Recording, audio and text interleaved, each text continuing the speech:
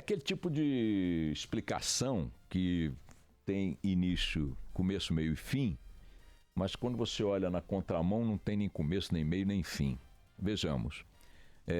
A indicação desses milicianos ou parentes de milicianos para integrarem a equipe remunerada do deputado Flávio Bolsonaro na Assembleia Legislativa do Rio de Janeiro teria sido feita pelo Fabrício Queiroz, esse assessor maldito, né, que Bolsonaro colocou no seu gabinete com tanta intimidade, tanta liberdade por tanto tempo. Segundo o próprio Fabrício Queiroz, foi ele que indicou essas parentes desse miliciano para trabalhar com remuneração pública no gabinete do deputado. Então, tanto quanto a movimentação financeira na conta do Fabrício Queiroz, pode-se dizer, como tem dito o Flávio Bolsonaro, que ele não tem nada com isso.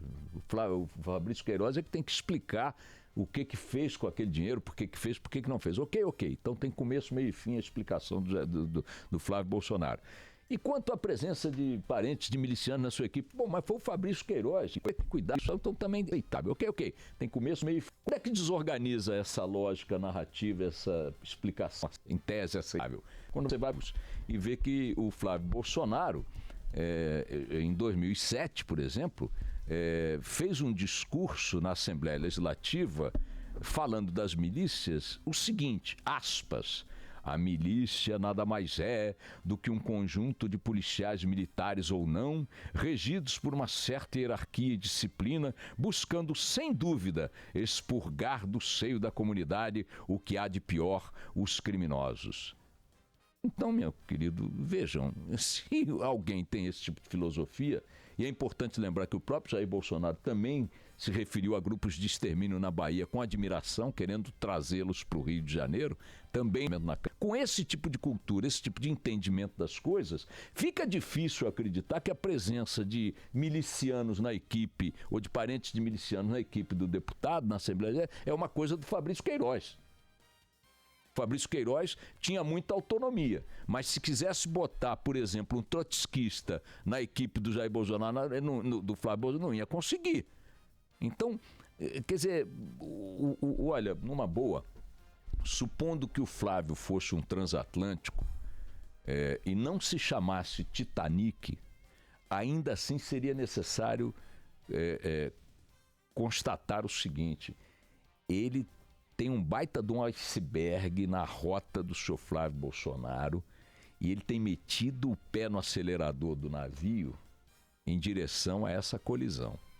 A cada dia que passa, quanto mais ele tenta colocar com naturalidade coisas que estão explicações para acalmar o entendimento público em torno de polêmicas que o tem como protagonista, mais ele se aproxima de um iceberg que eu não sei se ele vai conseguir contornar.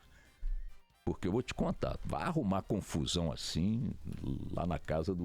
E essa história do Queiroz, que é quem contratou, para o seu gabinete... É isso que eu estou dizendo, negócio... é isso que eu estou dizendo. Quer dizer, que autonomia tem, né? É essa isso, mas note, então, quando eu digo que a reação do Flávio tem início, meio e fim, é porque o que ele diz? Olha, o dinheiro que o cara movimentou foi ele que movimentou, ele tem que explicar.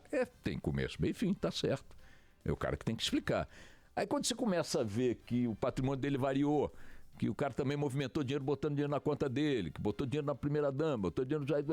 Aí você diz, pô, peraí, era do cara, mas o cara contaminava esse contato com você. Você não tinha perguntas a fazer nessas ocasiões? Aí quando ele vai e diz assim, bom, mas quem contratou os milicianos aqui, ou mulher de miliciano, mãe de miliciano, filha de miliciano, no meu gabinete, não fui eu, foi o Queiroz que contratava. Sim, mas com essa autonomia toda, se ele contratasse um trotskista, ele contratasse um petista para o teu gabinete, você não tinha nada, você não perguntava de onde veio, quem é, então desmonta a naturalidade, a lógica da explicação do senador eleito, entendeu? Fica mais uma légua próxima do tal iceberg, viu? Mas vamos lá. A Receita Federal vai cruzar as informações levantadas pelo Conselho de Controle e Atividades Financeiras, o COAF, com as declarações de impostos de renda dos deputados estaduais e servidores da Assembleia Legislativa do Rio. Segundo reportagem do jornal Estado de São Paulo, entre os alvos estão Flávio Bolsonaro e o ex-assessor dele, Fabrício Queiroz. A apuração envolve 27 deputados e 75 servidores. O pente fino ajudará a Receita a identificar, por exemplo, se uma empresa que eventualmente fez um depósito para um deputado ou para um assessor é de fachada.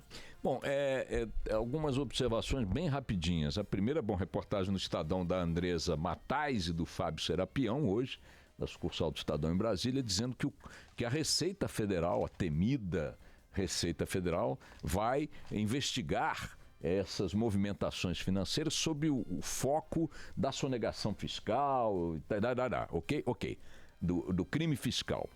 Primeira observação é a seguinte: tem razão o vice-presidente e presidente em exercício Mourão, general Mourão. Estou aqui preocupado porque dei razão a Mourão 2 vezes em 2 dias seguidos, mas enfim, sei lá, deve ser o café que eu estou tomando. O fato é que ele tem razão quando ele diz o seguinte: o caso do deputado Bolsonaro tem essa repercussão que está tendo em função de seu sobrenome.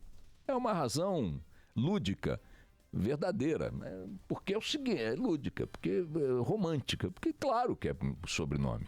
É como se você tivesse alguém, eu não sei qual é o nome do Papa Francisco. Como é o nome do Papa Francisco? Bergoglio. Jorge Bergoglio, né? Jorge Bergoglio. Como se tivesse alguém chamado Manuel Bergoglio, irmão dele, que fizesse uma lambança monumental no campo moral, ou assaltasse um banco.